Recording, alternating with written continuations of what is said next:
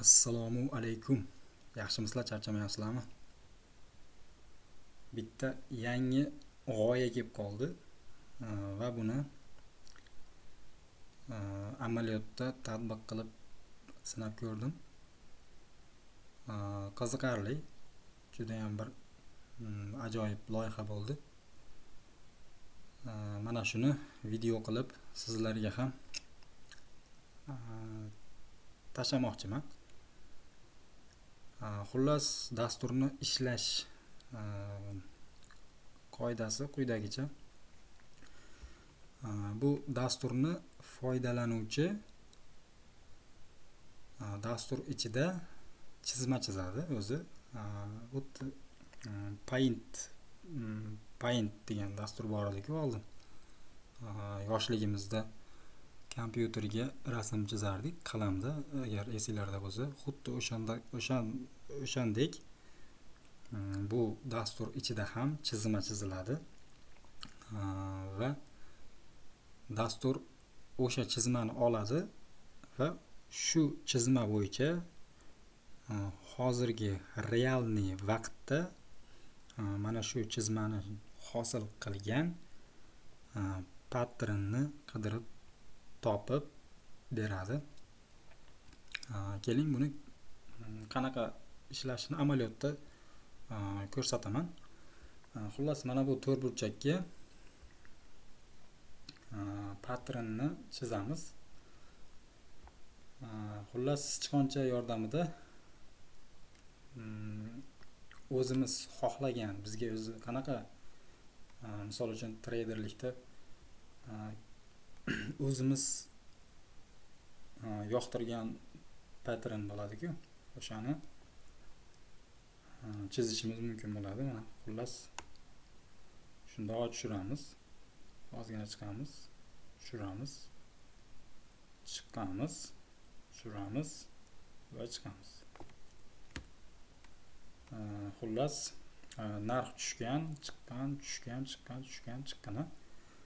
Bu inverted head shoulder degan teskari bosh yelkaga to'g'ri keladi. Mana shu narsa. Keling, mana shu shaklni bozordan qidirib ko'ramiz. Buning uchun analiz qilish tugmasini bosamiz. Hozir pauza qilib turaman. Natija chiqishi bilan dasturni yana qaytadan ishlataman. Mana bu yerda skaner qilyapti. Xullas, pauza qilib turaman hozir. Mana dastur skanerini tugatdi. Xullas, quyidagicha javob keldi mana.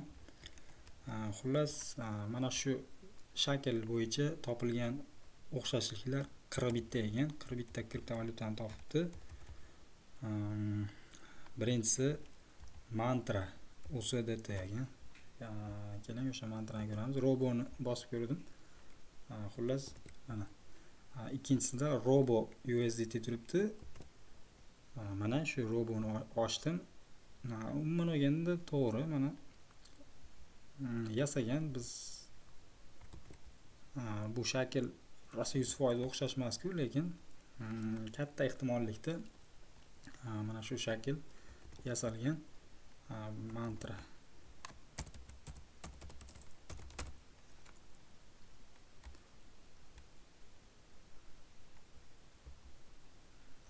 Mana mantrani ko'rib turibsiz, lekin rosa ham unchalik o'xshab yubormayapti-yu, lekin yaxshi, yomon emas.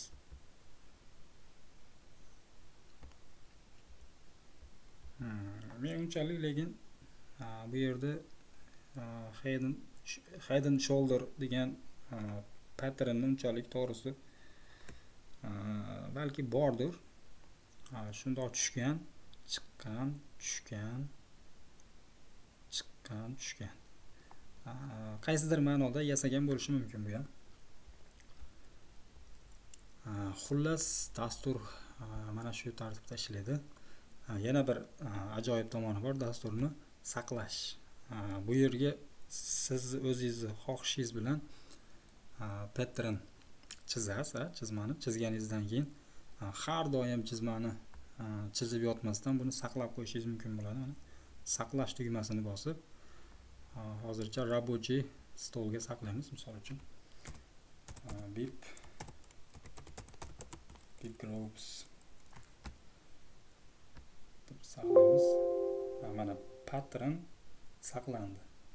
JSON formatda saqlanadi.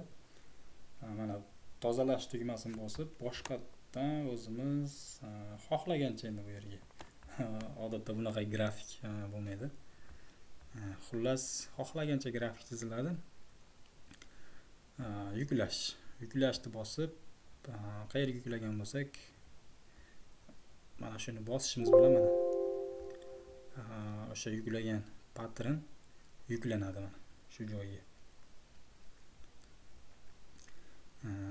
Yaqinda yaratgan loyihamiz bor edi, esingizda bo'lsa, kvant ehtimollar nazariyasini hisoblaydigan, ya'ni misol uchun bitcoinni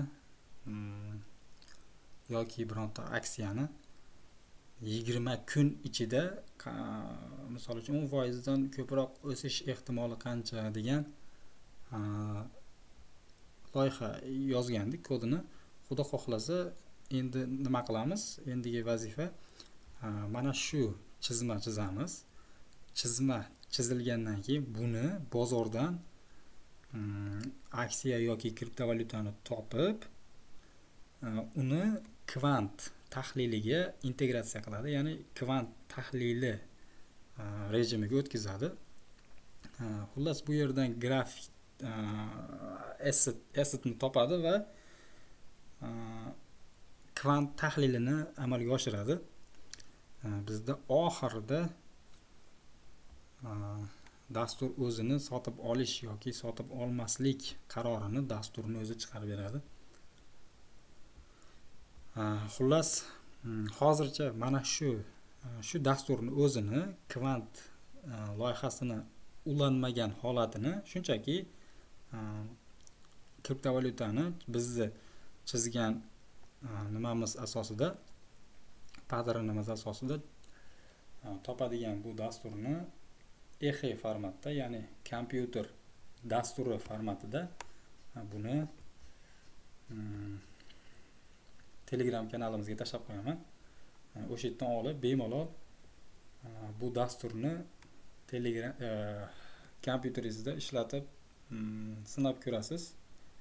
Menimcha bu ajoyib dastur bo'ldi deb o'ylayman, chunki menimcha bunaqa dastur hali to'g'risi YouTube'da ham boshqa joyda ham ko'rmadim bunaqa dasturni. Shunchaki o'zimda xayolimga kelib qoldi. Menimcha balki dunyoda birinchi loyihadir, balki ajoyib bo'lardi shunda. Xullas, uncha duduqlanish, xullas ajoyib bir g'alati gaplar bo'lgan bo'lsa, to'g'ri tushunasizlar deb o'ylayman. Unchalik nutq madaniyati rivojlanmayapti cho'ta menda. Mayli. Hozircha hammaga xayr.